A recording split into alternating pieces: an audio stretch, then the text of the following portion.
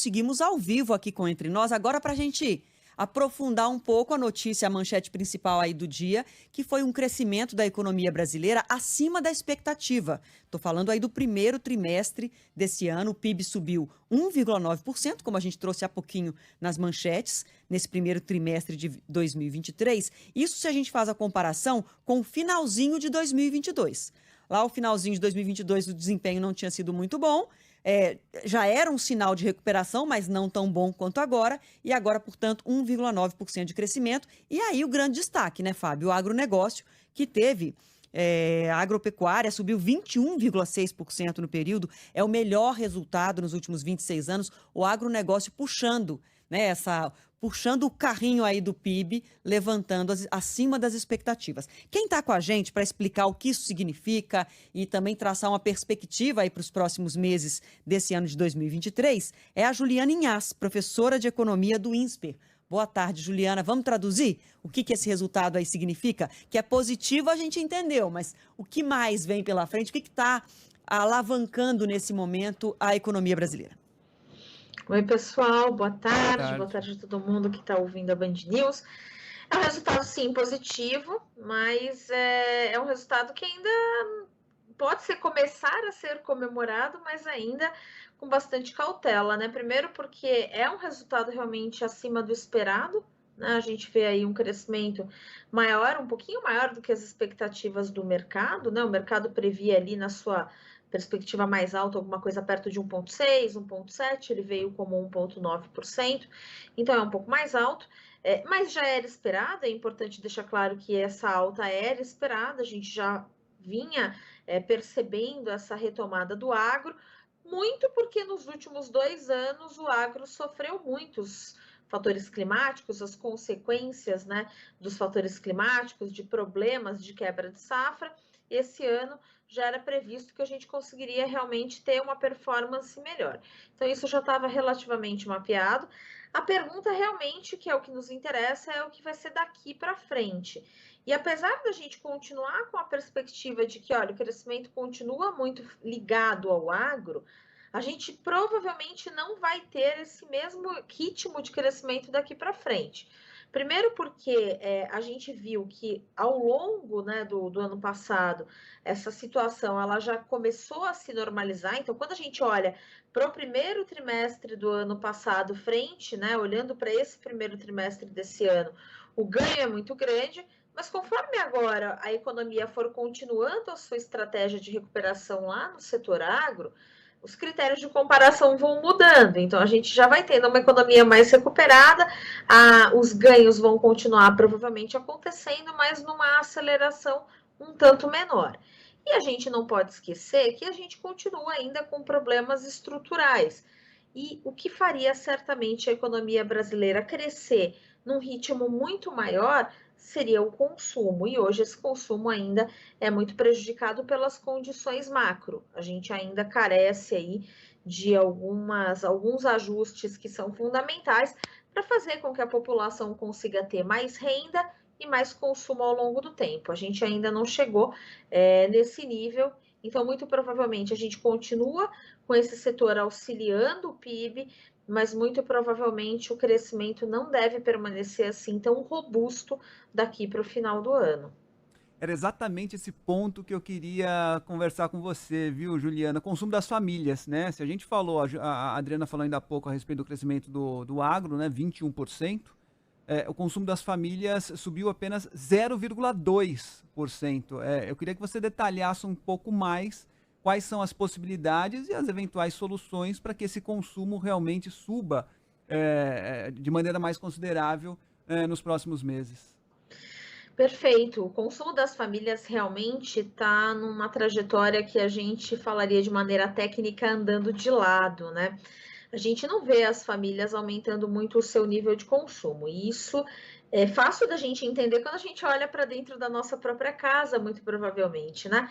A gente não tem aumentos de renda significativos, a gente carece não só de aumentos de renda, mas a gente hoje sofre, né, com preços que sobem, o que faz com que o nosso poder de compra fique ainda mais pressionado, e as taxas de juros que financiam o consumo são muito elevadas. Então, o cenário hoje realmente não favorece aumentos de consumo do lado das famílias, e esse aumento de consumo é um motor de crescimento importante, especialmente para países como o Brasil, né? A gente sabe, e o nosso passado não tão distante é muito feliz em nos lembrar que durante muitos períodos a gente cresceu a reboque aí do aumento da demanda, né? Então, quando a gente olha para esses dados, fica muito claro que para que a gente consiga crescer com mais agilidade e sustentabilidade, a gente precisaria ter aí famílias com mais renda, famílias com maiores possibilidades de consumo. Então,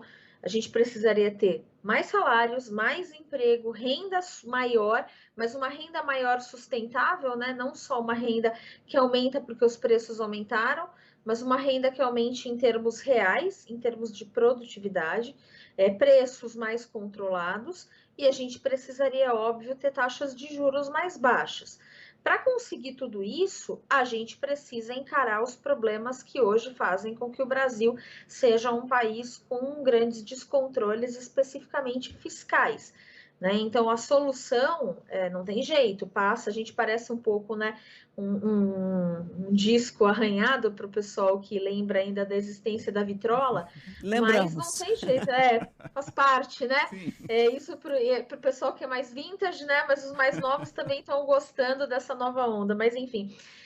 A gente parece um pouco um disco arranhado, mas a verdade é que a gente precisa, sim, encarar os nossos problemas de frente, com o peito aberto, e perceber que, olha, os descontroles do governo, e não é desse governo, não é do governo passado, a gente está falando aí de um conjunto aí de muitos anos, né, de um descontrole fiscal, nos levam aí hoje para uma situação muito delicada que impede que a economia consiga crescer do jeito que ela deveria. A gente precisa encarar esses problemas para conseguir chegar aonde nós precisamos chegar, onde nós queremos chegar, né, que é um nível de crescimento sustentável, com famílias, com pessoas conseguindo consumir aquilo que elas desejam, com taxas de juros que sejam aceitáveis, né, que não sejam proibitivas dentro da economia brasileira. Então, não vai ter jeito, a gente precisa encarar esses problemas, e uma parte dessa missão aí está, sem dúvida, em fazer reforma tributária, repensar o papel do governo, enfim. Olhar a máquina pública como ela precisa ser encarada. Bom, você está falando desse disco arranhado, e esse disco arranhado está tocando há muito tempo, né? Sim. Parou naquele ponto ali e a gente está há muito tempo, há vários governos falando desses dilemas, desafios que o Brasil não consegue ultrapassar. E você citou agora a reforma tributária, que de novo está na pauta, com a expectativa de que no segundo semestre venha a ser discutida no Congresso e votada.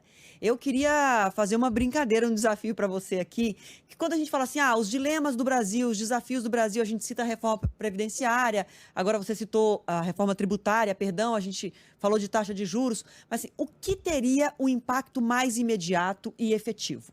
Dá para listar assim, as 3 principais coisas? Se eu te desse a caneta do ministro da Fazenda, não se empolga porque eu não tenho essa caneta também, mas o que seriam as 3 coisas que você elencaria como as principais que dariam um reflexo efetivo para que a gente tivesse um crescimento sustentável, aumento de renda e não esses voos de galinha que às vezes a gente tem? Dá uma subidinha, dá uma caidinha. Como é que seria isso para você?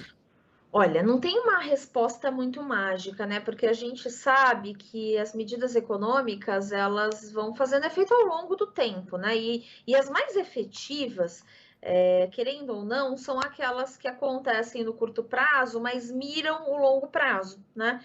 Então, essas são, no geral, as melhores reformas, né? Aquelas que às vezes não trazem tantos efeitos de imediato, mas conseguem solidificar um caminho para uma economia crescer de uma forma sustentável.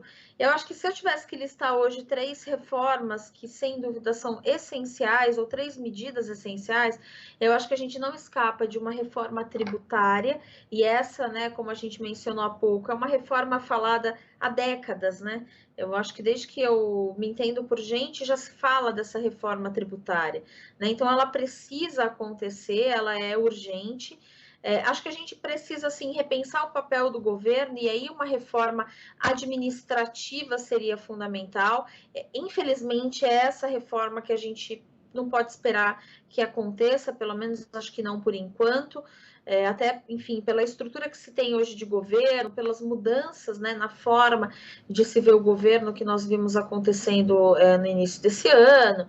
Existe toda uma orientação um tanto diferente para essa questão agora, mas seria importantíssimo que a gente repensasse um pouco o papel do governo, e não só para enxugar gasto, né? É importante deixar isso claro, mas para trazer um governo com eficiência para a economia, né? Um governo que conseguisse se sustentar com eficiência durante diferentes modelos de economia, de perfis econômicos, de ocasiões econômicas.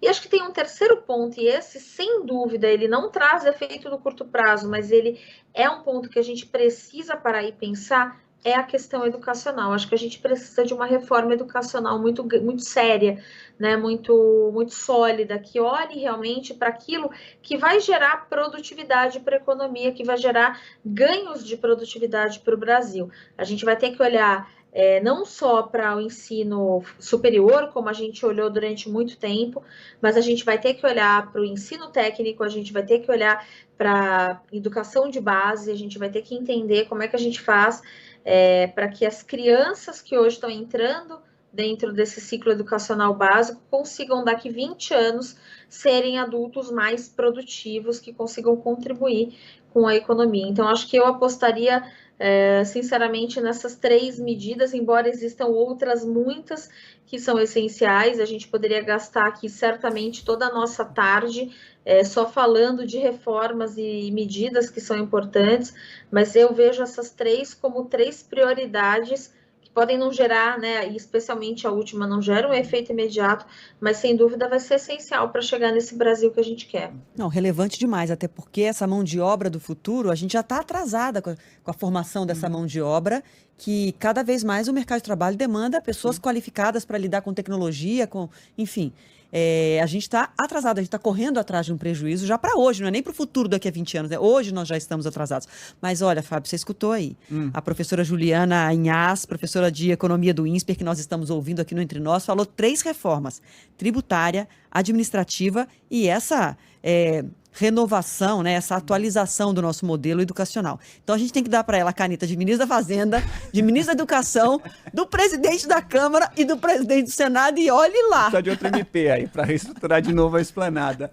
E ontem, só um parêntese aqui, ontem a gente noticiou aqui um dado alarmante. A Juliana falou a respeito da educação de base, né? A gente noticiou um dado alarmante relacionado à educação, ensino fundamental, né? De apenas 4 entre 10 crianças do segundo ano do ensino fundamental são alfabetizadas no Brasil. Então, é um dado extremamente alarmante, dados referentes a 2021. Porque com a pandemia agravou, exatamente, né? Exatamente. Piorou de 2019 até 2021.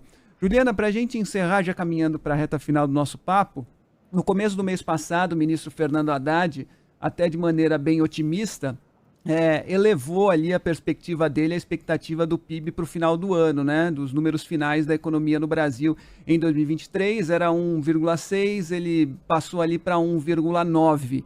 É claro que ele levava em consideração a aprovação do marco fiscal e tal. Agora, com esse último trimestre, com o número consolidado do PIB, a gente talvez possa pensar, e obviamente a percepção do governo é sempre mais otimista, né? Mas a gente talvez possa pensar num fechamento em 2% no fim do ano, ou em torno disso?